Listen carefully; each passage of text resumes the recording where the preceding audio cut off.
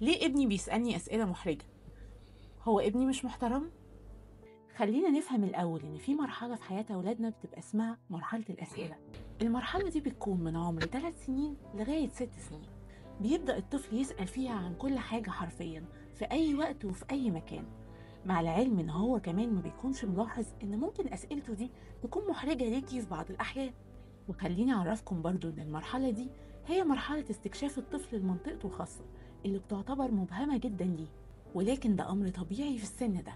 وخلي بالك، أي رد عنيف من الأهل للطفل في المرحلة دي بيسبب إن الطفل بيعتبر إن المنطقة دي محرمة وما ينفعش يقرب لها، فممكن يكره جسمه أو يتكسف منه، أو نخليه صاحب شخصية مضطربة، مش واثق في نفسه أو انطوائي مثلا.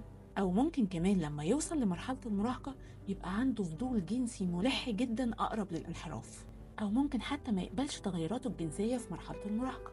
ولما بنيجي ندور على الأسباب ورا كل ده بنلاقي إن السبب الأساسي كان في مرحلة الطفولة، بسبب إنه خاف يسأل، أو سأل وتعنف وتعاقب، أو حتى سأل واتريقوا عليه، أو ممكن يكون سأل ومحدش رد أصلا عليه. فخلينا دايما عارفين إيه السن المناسب لتصرفات ولادنا عشان نقدر نحكم عليها هل هي تصرفات طبيعية ولا تصرفات شاذة محتاجة للتدخل. أشوفكم على خير الحلقة الجاية.